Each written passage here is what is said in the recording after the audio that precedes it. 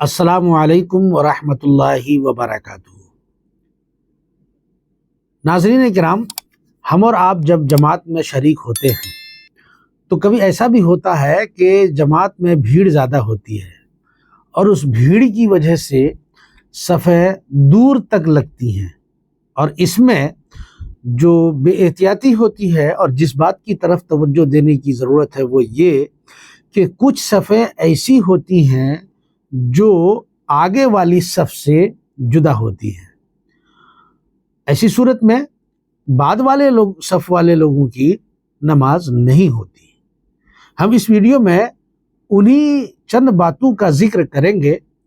جس سے نماز نہیں ہوتی ہے۔ اس لیے ہمیں اور آپ کو چاہیے کہ نماز جیسی اہم عبادت کو ادا کرنے میں اس طرح کی غفلت اور تساہلی نہ کریں کہ ہماری نماز نہ ہو۔ ان میں سے ایک صورت تو یہ ہے کہ جماعت جب یہ زیادہ تر اس وقت ہوتا ہے جب کہ جماعت میں لوگ زیادہ ہوتے، بھیڑ زیادہ ہوتی ہے۔ آپ نماز پڑھ رہے ہیں، جماعت میں شریک ہوئے، ایسی جگہ پر آپ کھڑے ہیں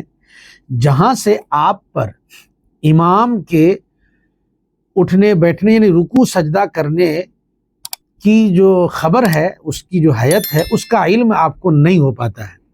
یعنی امام کے رکوع اور سجدہ آپ پر مشتبہ ہو گیا، آپ کو پتہ نہیں چل پا رہا ہے، کسی دیوار ہی کی وجہ سے صحیح،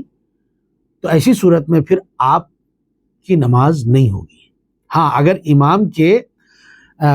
رکوع میں جانے، سجدہ میں جانے، کھڑے ہونے کا علم آپ کو ہوتا ہے، بہی طور کے کان میں آواز آتی ہے،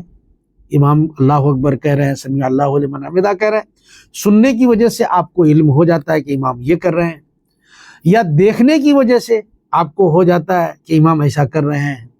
تو پھر آپ کی نماز درست ہوگی۔ درست کب نہیں ہوگی؟ جب کہ امام کے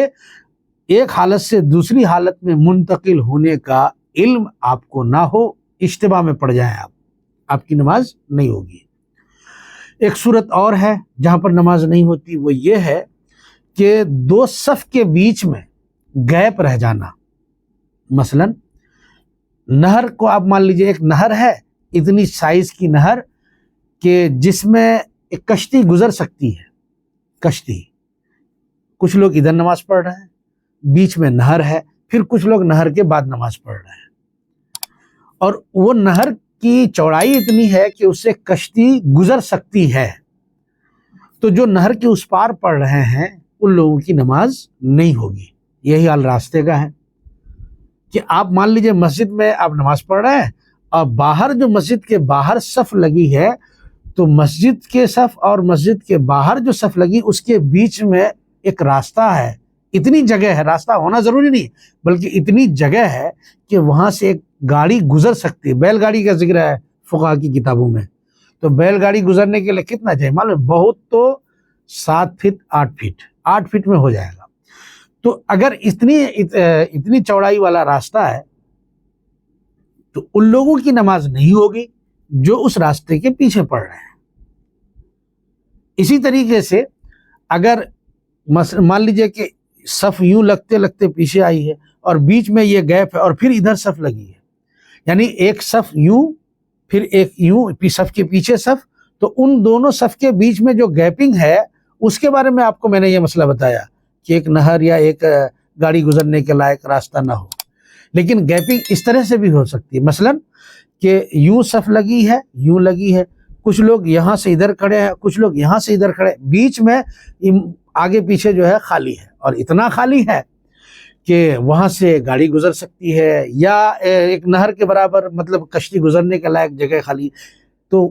ادھر والوں کی نماز نہیں، یعنی امام جس سائیڈ میں ہوگا اس سائیڈ والوں کی تو نماز ہو جائے گی، لیکن اس سائیڈ والے کی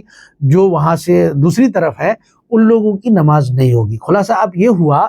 کہ اس طرح سے بھی اگر گیپنگ رہے تو نماز نہیں ہوگی، اس طرح سے بھی گیپنگ رہے تو نماز نہیں۔ گیپنگ کتنی؟ اتنی کہ وہاں پر سے گاڑی گزر سکے۔ تو ناظرین کرام، مجھے امید ہے کہ آپ کو مسئلے کی وضاحت سمجھ میں آئی ہوگی۔ اپنی نمازوں کو درست کرنے کے لیے آپ حضرات صفوں میں اتصال، یعنی ایک صف کے پیچھے جو دوسری صف لگ رہی ہے اس میں خاص دھیان دیں، اتنی جگہ بیچ میں نہ چھوڑیں جس سے ایک گاڑی کے گزرنے کے برابر راستہ بن سکتا ہو تو آپ کی نماز ہو جائے گی. اگر ایسا ہوتا ہے تو پھر آپ کی نماز نہیں ہوگی. السلام علیکم ورحمۃ اللہ وبرکاتہ.